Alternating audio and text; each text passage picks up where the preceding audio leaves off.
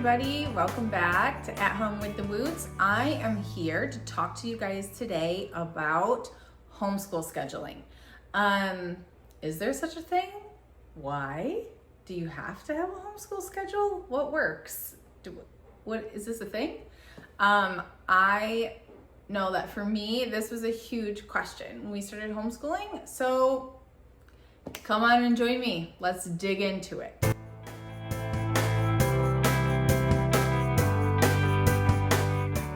Okay, so let's talk about homeschool scheduling.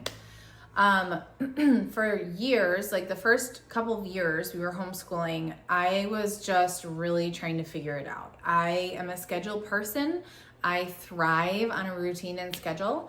And so I really wanted something that was going to keep us on track, get it done, and feel organized and intentional. But it was just really hard. Nothing ever really felt like exactly right. Especially because I don't like to have a set start time technically, because I like to start school once the boys have woken up naturally. So we go to bed early around here. I wake up really early. The kids wake up pretty early as well. And so because of that, I kind of just go with the flow with when they wake up. Most of the time, my kids are up, have had breakfast, are dressed, and like ready to go no later than 8 o'clock. So I'm grateful for that, because then that means we do get to start school at an earlier hour. I don't have kids that sleep in until like 11 or 10 a.m. So that's kind of nice for me, because I'm an early riser. So now I can start school a little earlier, which is great. So what do I do with a homeschool schedule if I don't have a set start time? We basically just operate on a block schedule. So we have 3 blocks that we go through every day. The first block is family subjects. So it's the subjects that we learn together. And then I have an AM block and a PM block for school. Honestly, family subjects for us doesn't usually start any later than 9, just because again, we're all early risers. So we start around 8:30, 9 o'clock, closer to 8:30 most days. So we start right around 8:30, 9 o'clock, and we get going with family subjects. Family subjects is a rotating schedule for us. So every day we do 5 days a week. We do Spanish and we do Bible or religion. So we're doing Rosetta Stone for Spanish, and we're doing Apologia's, the Bible in Motion for religion. And then we have a rotating third class that we do. Honestly, each section of the family subjects only takes 10 to 20 minutes, 30 minutes max for us to get everything completed that we need to for that day. Monday, our elective in family subjects is art appreciation. Tuesday is music appreciation. Wednesday is health and finances. Thursday is music appreciation. Friday is art appreciation or an art project. And on Friday, we do study skills as well. So we typically just rotate. I just do small little pieces of the curriculum. I'm not like trying to get a whole lesson done or anything like that. I'm not killing myself over that. I am just, saying we're gonna get this portion of it done because I think I can get this done in about 10 to 15, maybe 20 minutes, and then we're gonna move on. Once our family subjects are completed for the day, I have a printout of what the kids' schedule is for the day for their core subjects. And then we kind of meet, go over what the expectations are for the day, and then we start our morning block or our AM block. Within that time, we have certain classes that the kids like to get done before breakfast. For Grant, my youngest, that is his one-on-one time. So he and I work one-on-one together to get some nice. Hey, thanks for joining us. Sorry, dog. But my youngest, for our morning block, we do one-on-one together. So we get all his one-on-one subjects completed in the morning block before lunch. What do I do in that time? We do all about reading, all about spelling, earth science, cursive knowledge. Hang on, I have his schedule right here. Let's see, that's Everett's. And his novel study. So in terms of earth science, he has started using an audiobook, but I have to walk him through the assignments for his earth science lab book. So we go through the lab book together and talk about what he learned, and he goes over what he highlighted in the text through his audiobook. And then for his novel study, he does the independent reading, but then we have a discussion on what he read for that day's reading assignment. And in the morning, my oldest is doing his independent work. So he's in the other room at his desk working on, typically he does logic, geography, and grammar and or vocab, whichever one is assigned that day in the morning. And sometimes he does get his math done in the morning as well. So that typically runs anywhere from 9:30 or 10 until 11:30 or 12.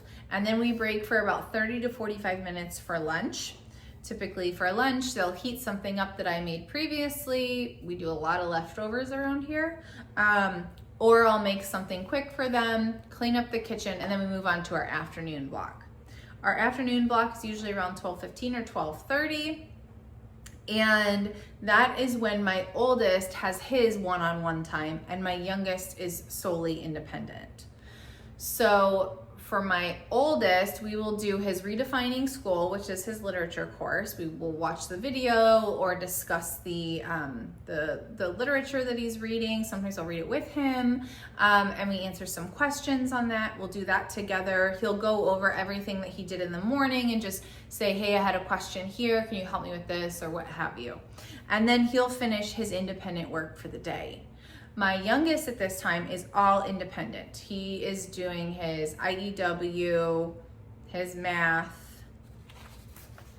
What else are you doing, Grant? TTRS, which is his typing class. And then he's also doing his social studies at that time. So he does that all independently in the afternoon. Typically, my kids are done with the afternoon block by like 1:30 or 2, depending on, you know, when they get done with everything and depending on how long we took for lunch or what time we got started. I don't have like a set time that I want them to be done.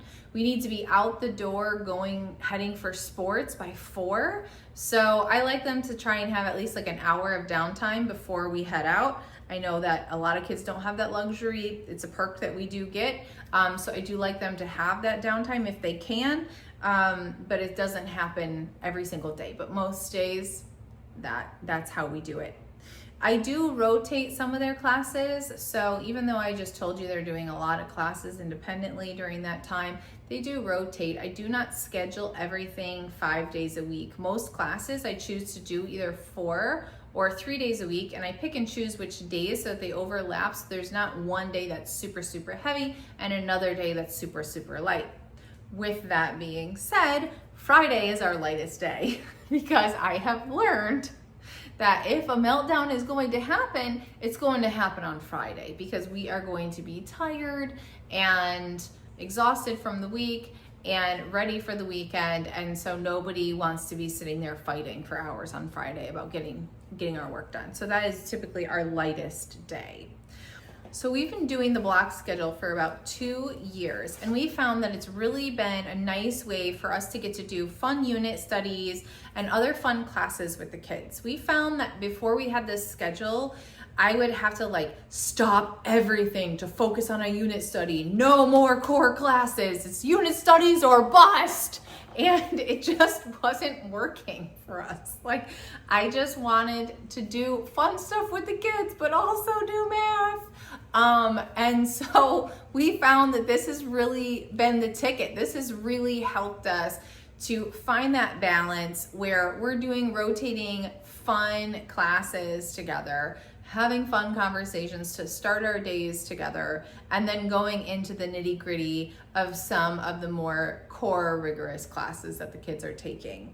So we've really liked this. So again, that's a morning block, an AM block, and a PM block. And so we have family subjects, AM, PM, and it's worked out really nicely. Everybody gets their one-on-one time. Everybody has their independent work time, and we always have our family time together, which is how we start every day. And it's worked out so nice. So I hope that this is inspirational for you, that you can see this and say, ooh, maybe that will work for us, and it gives you a little more freedom in your schedule as well. Because remember, when you have those rotating schedules, if you don't finish a unit study and a holiday is coming up, just take a pause, do a holiday unit study instead and throw that in, and now you have so much fun holiday focus and family focus to start your day. And then you can still get your core subjects done afterwards if you want to, but it does allow for that really nice family time that you're looking for, to be really intentional with your children, their education. And we've really liked it. So I hope that you guys were inspired and start planning your homeschool year. I know a lot of people have already started going back to school. We school year round, so I'm just constantly tweaking and changing things all year round. We're just kind of going in and out of all the things. But this has worked really well for us, and it's been a solid schedule. So I hope that it works for you guys. If you have something else that you love and you use, please share in the comments below, because I'd love to learn about it. I'm sure other people would too. So I look forward to reading all about that. Thanks for joining me today, and I hope that you have a good one. See you soon. Bye.